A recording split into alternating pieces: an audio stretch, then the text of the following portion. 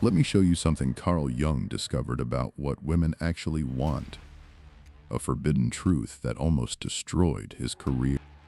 Something so uncomfortable, so politically incorrect, that it's been buried in academic footnotes for over a century. It's about what women actually want, not what they say they want, not what they think they want, what their unconscious demands from men. And here's what makes this dangerous. Carl Jung found that women don't want one type of man.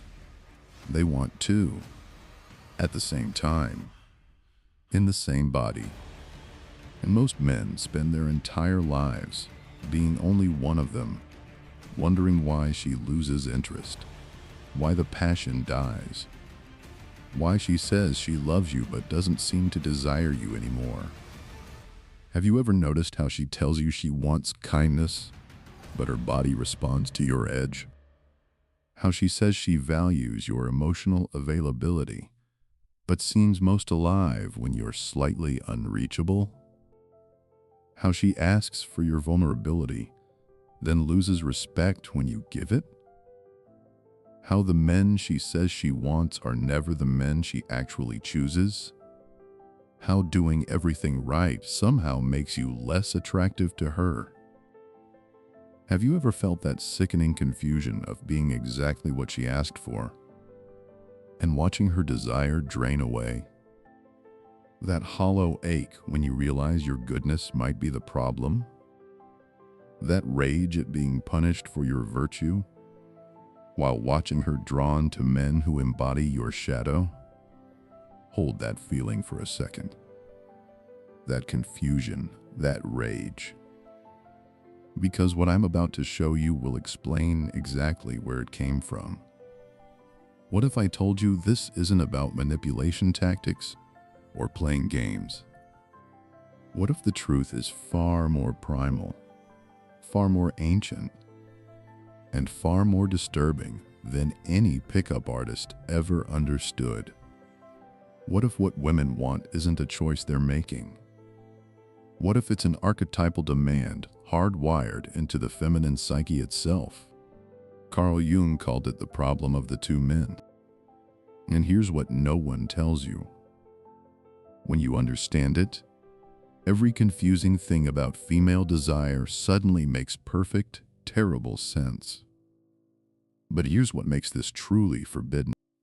Understanding this truth requires you to accept something about yourself, something about the darkness you've been taught to bury, something about the parts of you that civilization demands you kill, but women's bodies still recognize and respond to. Are you ready to see what Carl Jung saw? Are you ready to understand why she wants what she won't admit? Why her words say one thing but her body betrays another truth? Because once you see this, you can't unsee it. And you'll never look at female desire the same way again. But first, let me show you the pattern. Is one playing out in your life right now? Here's the lie they've been selling you about what women want. Women want a good man. Kind, emotionally available, respectful, communicative. A partner who treats them as equals, who listens, who's evolved past toxic masculinity. And that's true. Women do want that man. But here's the surface lie underneath that truth. They don't want only that man. And this is the paradox of what women actually want. Carl Jung discovered this while analyzing the dreams and fantasies of his female patients. Over and over, he found the same pattern. Women dreaming of two male figures, one representing the civilized, conscious, socially acceptable masculine, the other representing the wild, instinctual, dangerous masculine. He called them the animus figures, the two faces of masculine energy that every woman carries in her unconscious. The white knight and the dark lover, the provider and the savage, the husband and the outlaw. And here's where it gets uncomfortable. Most men become only one of them. They split themselves in half. They perform the acceptable masculine and bury the forbidden one. They become the nice guy or the bad boy, but never both. And then they wonder why she loses interest. Have you ever noticed that the men women describe wanting and the men they actually desire are completely different? Have you ever watched a woman in a relationship with a perfectly good man and seen that look in her eyes that says she's starving? Have you ever been that perfectly good man?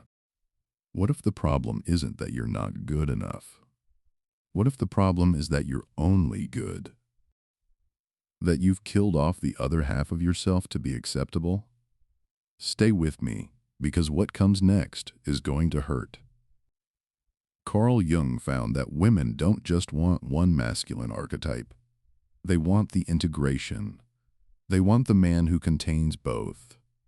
The man who can be tender and ruthless, vulnerable and dangerous, present and mysterious, not switching between them like personalities, not performing, actually integrated, actually whole.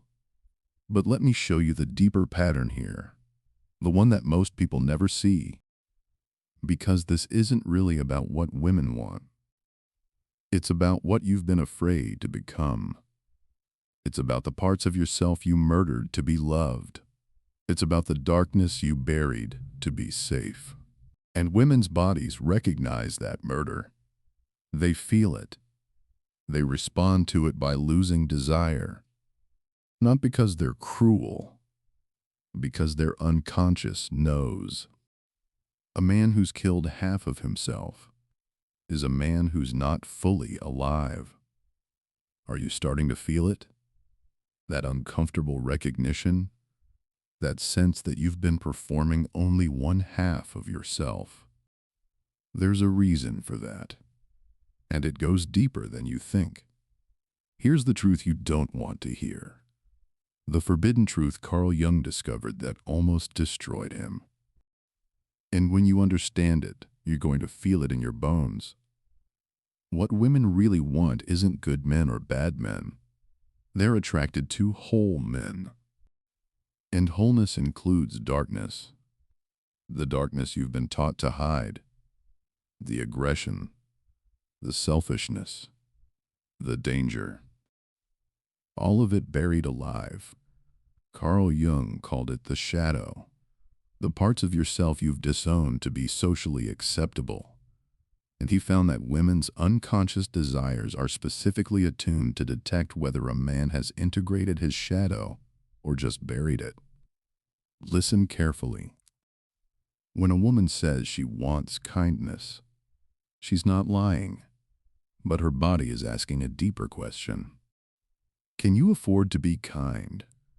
Or are you kind because you're afraid to be anything else? When she says she wants emotional availability, her unconscious is testing. Are you vulnerable from strength, or are you vulnerable because you have no other option? When she says she wants a good man, her biology is scanning. Is your goodness a choice, or is it compliance? Because here's the forbidden truth. Goodness that comes from fear of your own darkness isn't attractive. It's weakness. Wearing a virtue costume? Real kindness comes from a man who could be cruel but chooses not to be. Real tenderness comes from a man who contains violence but masters it. Real presence comes from a man who's faced his own capacity for destruction and integrated it. That's what Carl Jung meant by the two men. Not two different men. One man who's done the shadow work to become whole. Think of it like this. Imagine a wolf that's been declawed, defanged, and domesticated. It's safe. It's harmless. It'll never hurt anyone. Now imagine a wolf that still has its fangs, its claws, its capacity to kill, but chooses to lie beside you by the fire. Which one makes you feel safe? Which one makes you feel desired? Which one makes you feel alive? The declawed wolf is just a dog. It's not that it's choosing to protect you. It's that it can't hurt anything, including the things that threaten you. the wolf with its fangs still intact. That's dangerous. But that danger, when it's on your side, when it's mastered but not murdered, that's what makes you feel not just safe, but protected. Not just loved, but chosen by something powerful enough to choose otherwise. Women's bodies know the difference. They can feel it. They respond to it at a level below language, below conscious choice. But here's where this gets really dark. Here's where you're going to recognize yourself. Have you ever noticed that the men women feel safest with aren't the harmless ones? They're the dangerous ones who've learned control. Have you ever seen a woman light up around a man who's clearly got an edge, clearly got capacity for harm, but directs it outward in her defense, never at her? It's because niceness without teeth is just compliance. Safety without danger is just weakness. Kindness without the capacity for cruelty is just fear wearing a moral costume. We're getting to the final truth, the one that changes everything. Carl Jung found this pattern everywhere in women's dreams and fantasies. The figure they desired was never the purely good man or the purely bad man. It was the integrated man. The man who'd faced his own darkness, owned it, integrated it, and could move between tender and ruthless without performing either one. Carl Jung called it individuation, the process of becoming whole by integrating what you've disowned. And here's what makes this truly forbidden. Our entire culture is built on men suppressing their shadow. Being civilized means killing your capacity for violence, for selfishness, for primal aggression. We're taught that becoming a good man means murdering the dangerous parts of yourself. But women's bodies haven't gotten that memo. Their unconscious desires are still calibrated to pre-civilized masculinity, to wholeness, to integration of light and shadow. That's why her conscious mind and her unconscious are in conflict about what women actually want. That's why you can do everything right and still feel her desire fade. That's why being the perfect boyfriend somehow makes you less attractive. That's why she says she wants your emotional availability but loses respect when you give it. It's not that she's lying. It's that her conscious mind wants the civilized man, but her body wants to know the dangerous man is still in there. Integrated. Mastered. But alive. Think about the men in history women actually desired. Not who they said they should desire. Who they actually chose, actually fantasized about, actually wrote poetry about. Were they nice? Some of them, sure. But they were never just nice. They were poets who could fight, warriors who could write, kings who could kill but chose to build, men who contained multitudes. Byron, Hemingway, Carl Jung himself, actually.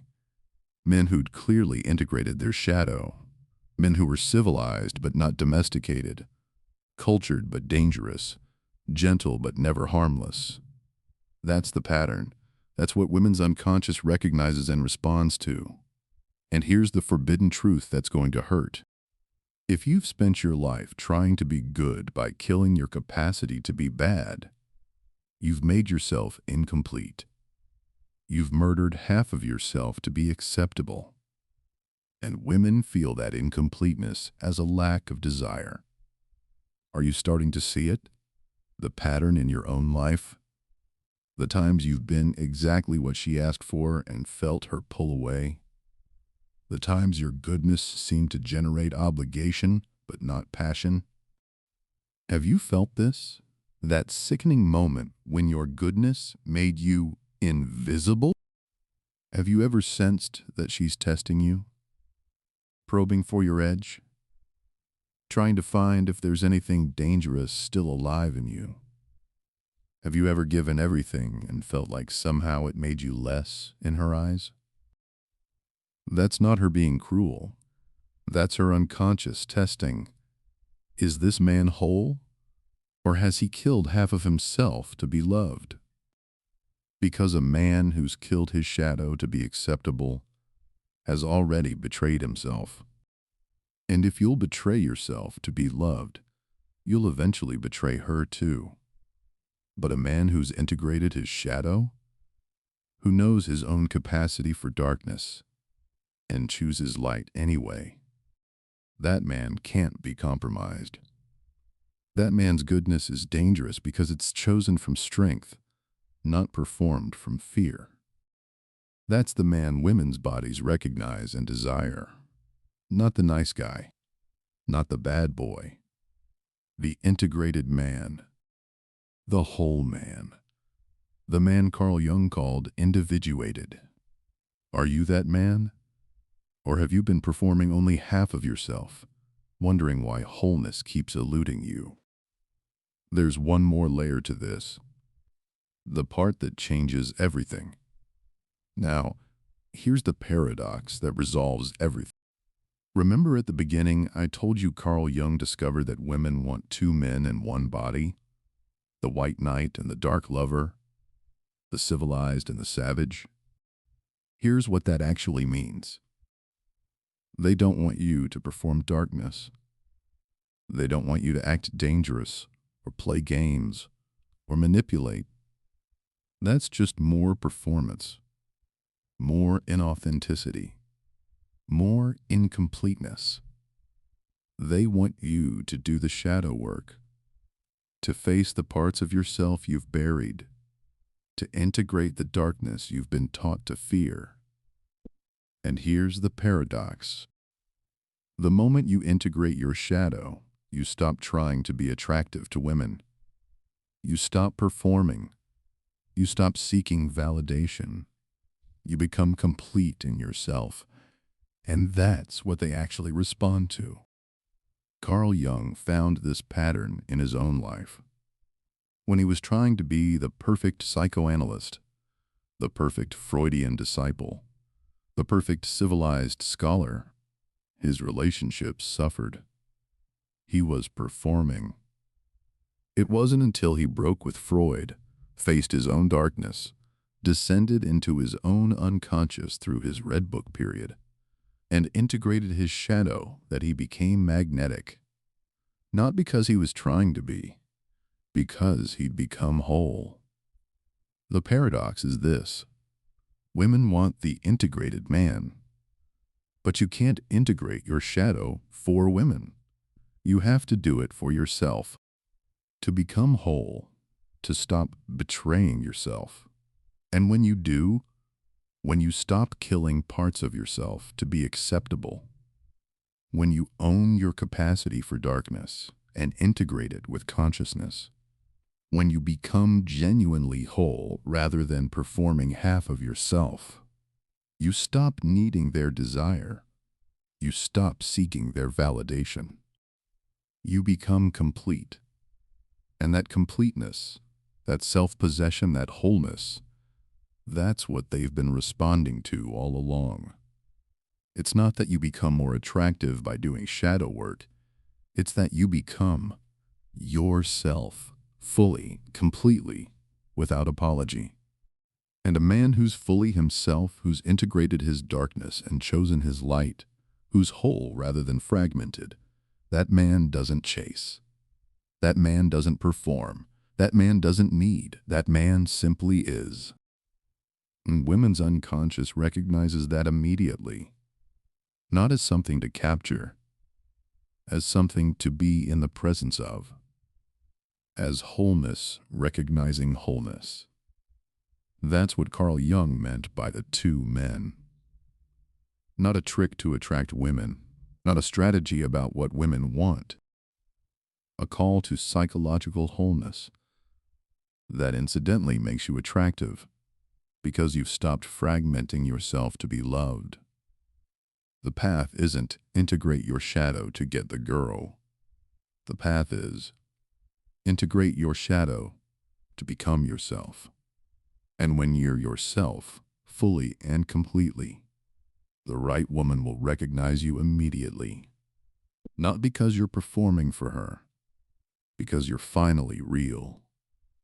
Does that change everything? Can you feel how different that is from the performance you've been trapped in? This isn't about becoming more attractive. It's about becoming more alive, more whole, more yourself. And attraction is just a side effect of aliveness. That's the forbidden truth Carl Jung discovered. Not a manipulation tactic, not a strategy, a call to your own completion. Are you ready to answer it? So what does this actually mean for your life? How do you integrate the shadow?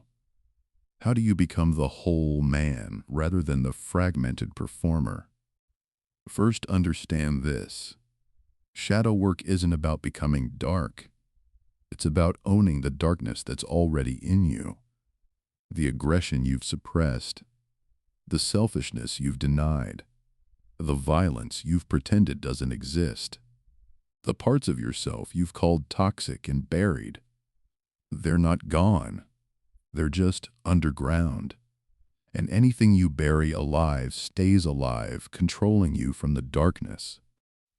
Integration means bringing them into consciousness, owning them, not acting on them mindlessly, but acknowledging, yes, I contain this. This is part of me. I can choose how to direct it, but I won't pretend it doesn't exist. That selfishness, it becomes healthy boundaries. That aggression, it becomes assertiveness and protection. That violence, it becomes the capacity to defend what matters. That darkness, it becomes depth, mystery, presence. But only if you own it first. Only if you stop pretending you're just the nice guy, just the good man, just the safe option. Carl Jung said individuation is the work of a lifetime, but it starts with a simple, terrifying question. What parts of myself have I killed to be acceptable? What would I be if I stopped performing goodness and actually chose it from wholeness? What darkness am I afraid of in myself? And what would happen if I faced it instead of fleeing it? Those aren't comfortable questions. They're not supposed to be. They're doorways to your own completion. And here's what I need you to understand. The woman who's right for you isn't attracted to your performance. She's attracted to your wholeness. She doesn't want the sanitized version of you. She wants the real one. The one who's done the work to integrate his darkness and chosen his light. But you can't become that man for her. You have to become that man for yourself. Because here's the final truth. A man who integrates his shadow for women is still performing. He's still fragmented. He's still trying to be loved by being acceptable. A man who integrates his shadow for himself, that man becomes complete. And completeness doesn't need validation. It just is. And that isness, that self-possession, that wholeness, that's what women have been responding to all along. Not the performance, the presence. So stop trying to be attractive. Start trying to be whole. Stop killing your darkness to be safe. Start integrating it to be real. Stop performing for her desire. Start becoming yourself for your own completion. And watch what happens when you stop fragmenting yourself to be loved. When you own all of what you are, light and shadow, civilized and primal, tender and ruthless, you don't become more attractive. You become more alive. And aliveness, that's what they've been craving all along. Not the nice guy, not the bad boy, the whole man. The one who's done the work to become himself completely, without apology, without performance, without need. Are you ready to stop performing? Are you ready to face your own darkness and integrate it? Are you ready to become whole instead of acceptable? Because that's the path Carl Jung discovered. Not to attraction, to individuation, to becoming fully and completely yourself. And everything you've been seeking, the desire, the passion, the recognition, it's not at the end of performance. It's at the end of pretending. When you finally allow yourself to be whole, you'll understand. You were never incomplete. You were just fragmented.